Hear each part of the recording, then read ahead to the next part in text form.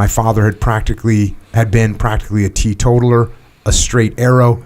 His personal life was beyond reproach. He had sacrificed his life to a higher purpose, and here I was high on drugs.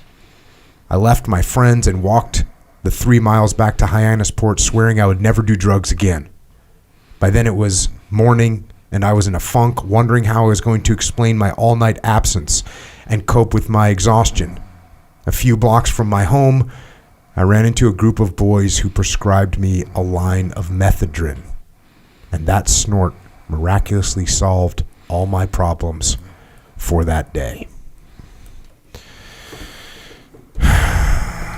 So, thus begins a period of your life with drugs.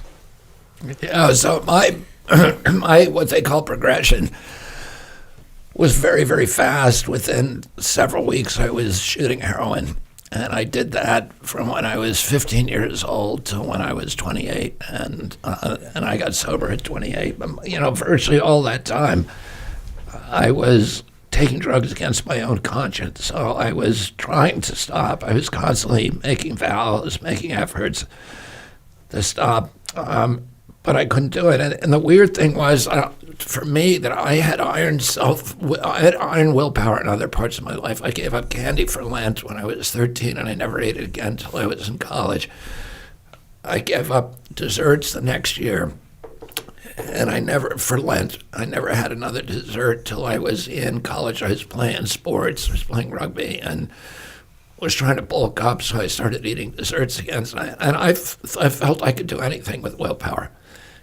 And yet, this compulsion was completely impervious to anything that I threw at it. I could make a resolve and stay sober for a week, 2 weeks, 3 weeks, but then I'd be doing it again.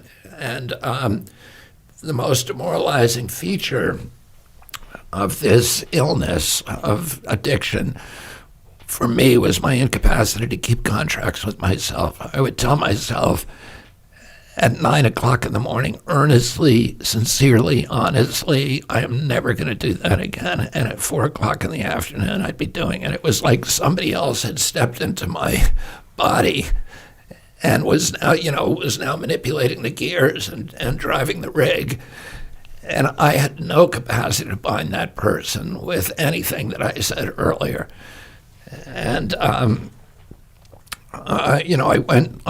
struggled like that for 14 years. I'm not saying it was all bad, because I had a lot of fun during that period, and I did a lot of wild things. And but I was always trying to stop. And particularly toward the end, it became miserable. It's like dancing with a gorilla. It's really fun and exhilarating in the beginning, and you realize that you're dancing until the gorilla tells you he's ready to stop. Yeah, you end up, and again, a bunch of this is the stuff from the book. You get kicked out of a couple schools. You get arrested with your cousin in 1970 for marijuana possession. You end up you graduate in 1972 from high school. You go to Harvard. You graduate from Harvard. You end up getting your law degree from University of Virginia. You get sworn in as the assistant district attorney for Manhattan. You get married. You fail your bar exam, which is interesting. How'd you fail your bar exam? At 1 point. Okay, fair enough. 659 out of 660.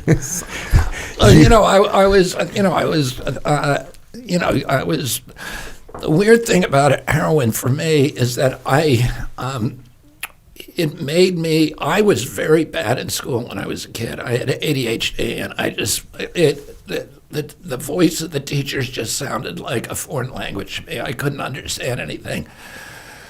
I couldn't sit still. My mind was racing all the time, and I couldn't read. I just could not sit still in my head or physically. I was always moving. And when I started doing narcotics, I went from the bottom of my class to the top of my class. So I was either the first or second in my class at every school I went to after I started doing narcotics. And it allowed me to get into Harvard. It allowed me to flourish. And if it still worked, I'd still be doing it. It stopped working for me, and it also was destroying my life in other ways. Well, yeah, most people don't get off that train. I mean, most people don't get off the heroin train alive, right? I don't know most, but I would say that's probably a good guess. That and particularly these days, I think with the advent of the age of fentanyl, you're much more likely to die than you are to get sober. Mm-hmm. I was lucky.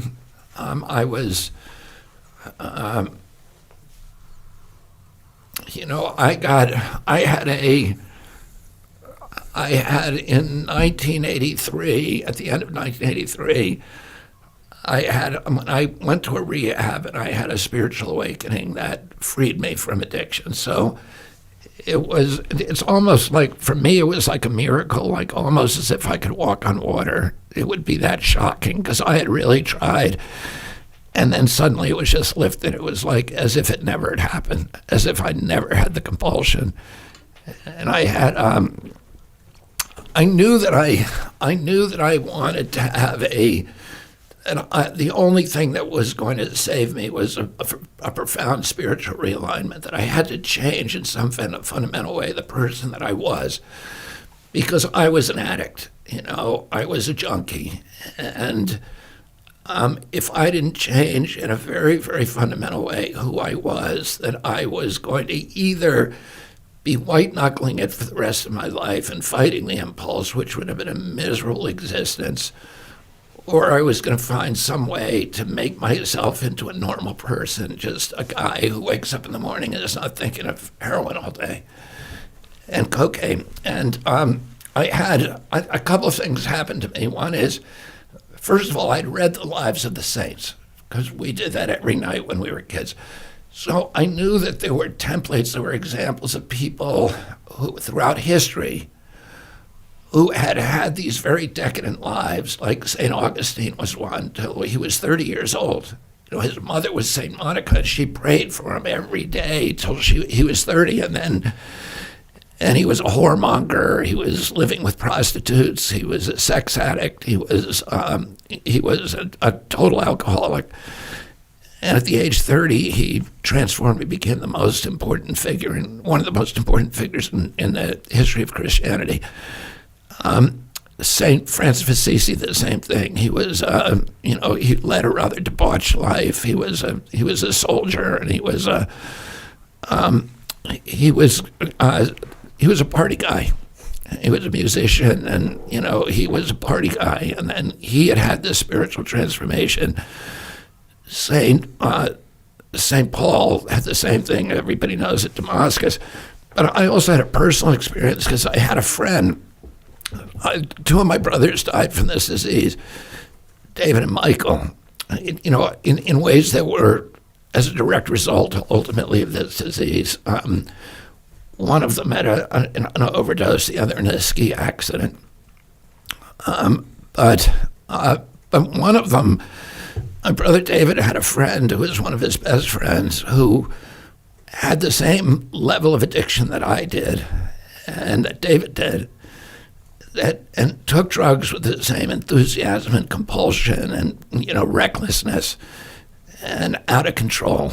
And he became a Mooney, so he joined the Unification Church and became a follower of Reverend Sun Myung Moon. And he didn't want to take drugs anymore, and he would still hang out with us, but he would be chattering about his new life, and we could take drugs right in front of him, and he was indifferent to them.